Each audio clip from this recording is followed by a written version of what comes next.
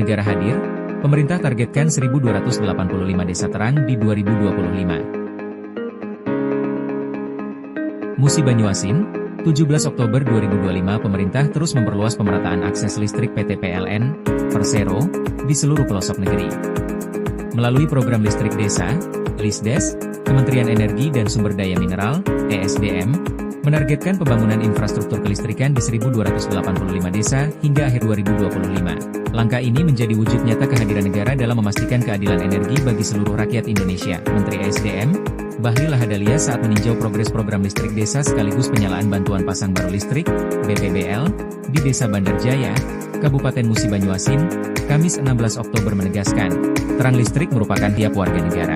Karena itu, pemerintah bersama PLN berkomitmen memberikan akses listrik merata hingga tahun 2030. Target Bapak Presiden Prabowo yang kami terjemahkan dalam arah kebijakan adalah penyelesaian pemerataan listrik di seluruh Indonesia pada 2029-2030, ujar Bahlil.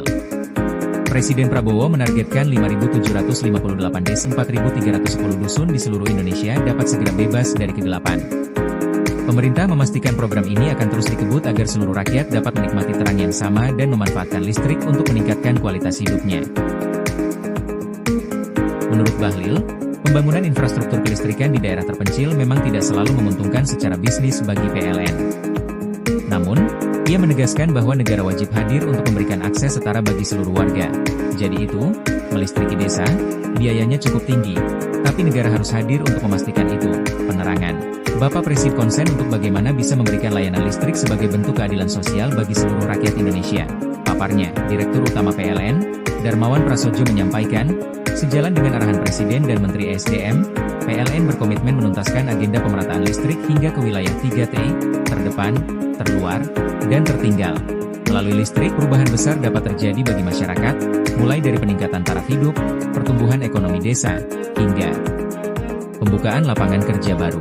PLN siap menjalankan amanat pemerintah untuk menerangi seluruh negeri tanpa terkecuali, tegas Darmawan. Darmawan menambahkan, untuk melistriki 1.285 desa di tahun ini, pihaknya akan membangun infrastruktur jaringan tegangan menengah sepanjang 4.770 km sirkuit, KMS.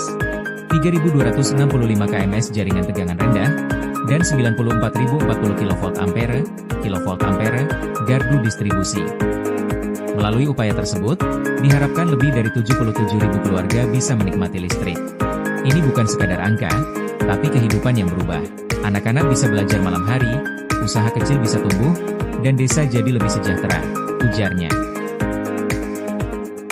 Di Sumatera Selatan sendiri, terdapat 11 desa yang merupakan bagian dari total 1.285 lokasi program Lisdes Anggaran Belanja Tambahan, ABT, tahun 2025.